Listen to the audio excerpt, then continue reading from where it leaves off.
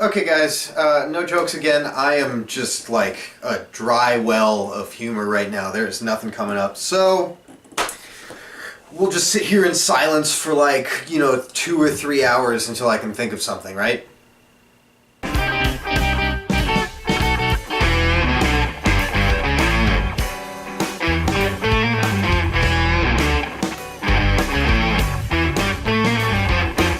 Okay, so today I want to talk to you about open chords, and before I do that, if this is your first chord video that you're watching on Tab Theory, please go back and find my basic chord construction video and watch that first, because the stuff in this video is going to kind of require that you have seen some of that stuff before. So, what are open chords? Well, open chords are, basically the opposite of closed chords. Not really opposite, but a different way of spelling closed chords. And a closed chord is when you have all of the notes in your triad within one octave of the root, right? So if I'm playing this minor chord here, I've got my root, the third, and the fifth, and then here's the next octave up of the root. And everything happens within that octave. When I've got an open chord, then I'm removing some of the notes and placing them above the top octave. I'm basically opening up the chord beyond a single octave here. So, the basic minor open chord is going to sound kind of like this. And I'm getting that because, I've got my octaves here, and these two notes, the 9th fret of the second string and the 14th fret of the third string are the same notes when you go by the law of quadrants. You can hear it.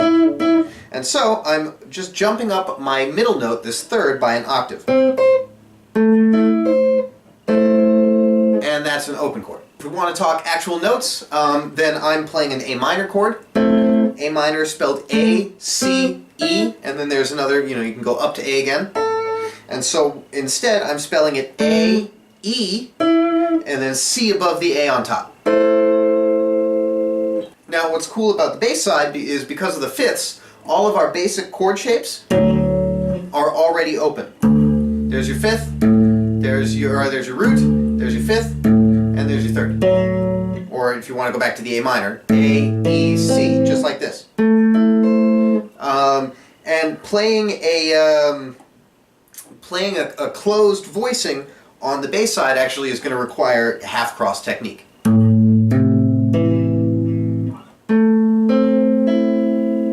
Versus this. But what that also means is that when you play the voicings that we're about to get into on the bass side, you get some really, really wacky, really, really cool open voicings as well. So, if I wanted to play this exact shape here on the bass side, I would get something that sounded like this.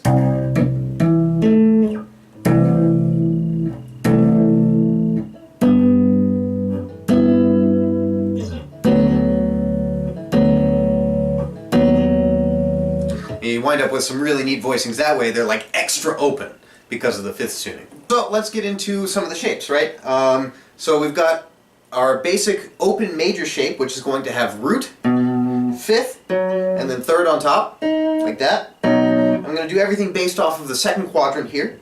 The first inversion, and each one of these shapes has inversions, and if you remember from the basic chord construction video, hey-oh, that's why I told you to check that stuff out.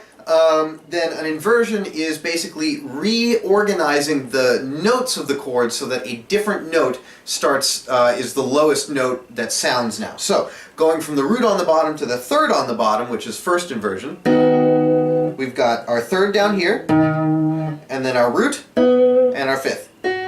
Like that. And then our second inversion, which has the fifth now on the bottom, is going to be fifth, third, and then root. Our minor shapes are just going to see us bump the third down one note, just like in the opening chord. the first inversion shape, you could spell it like this with the root there and then the fifth and the third there and the fifth and the root up here. That's kind of hard to finger with one hand. So what I do is I just move that middle note down to the next string, like that. And that being said, you can also spell your major shape that way too. And then the second inversion is going to be similar. We're just going to drop that middle note down a fret, just like that. And we've got our diminished chord as well. So root position diminished chord is going to look like this. We've got our root, our flat fifth, and our minor third, just like that. Our first inversion is going to have our minor third, our root, and then our fifth on top, our flat fifth. And then second inversion is going to be the flatted fifth. You know, if we're going from minor, we're just dropping the fifth one. So our flatted fifth, our flat third, and our root on top. So why open chords instead of closed chords? Well, for one, it's a different sound. You know, closed chords tend to sound very specific. I don't know, it's a very specific sounding thing. It's almost claustrophobic in a way, you know? And open chords are just so much more wide and varied. And you know, it's just a different sound that you can get. And taking that different sound and expanding it, you know, you can use it to voice certain things, like this.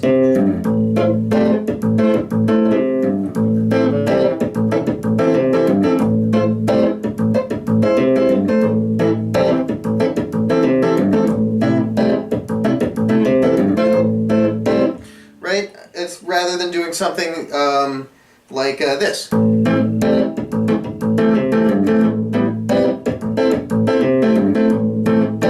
Those are all the closed voicings instead.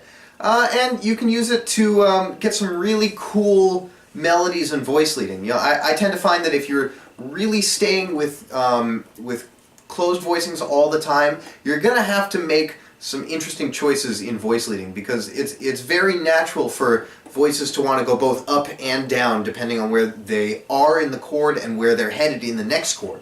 And when you open yourself to open voicings, no pun intended, it really opens up a lot of options, again, no pun intended, to keep your voice leading smooth and nice. You know, I put this together. It's just like a, I don't know, like a video game victory dance thing, and I threw it up on Instagram a couple of months ago, and it's pretty much all open voice chords, and you know, you can check it out on my Patreon exercises. The voice leading, in my opinion, is very smooth for it.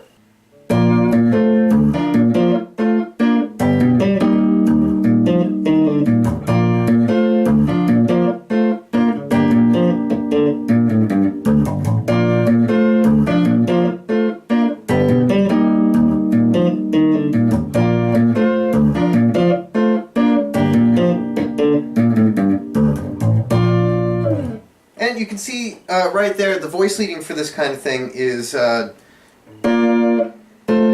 know, just sits really naturally to me. Everything's kind of moving in a pretty stepwise motion. I think the biggest jump that things wind up making is, you know, maybe a third or a fourth or something, going from here to that voice.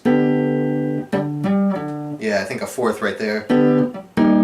And otherwise everything is moving, you know, really tightly. And I'm just passing through different voicings. I've got a B flat to an F major in first inversion, back to a B flat in second inversion. And if I'm going to do that up here like this, it's going to get really kind of tricky for me. Oops.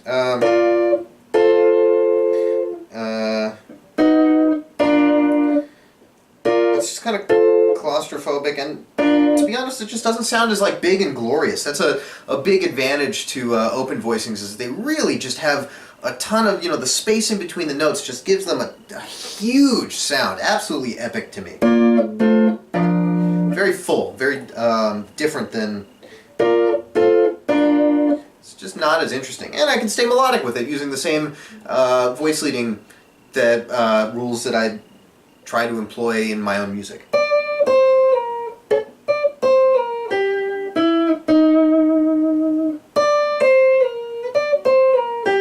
That's the melody, right?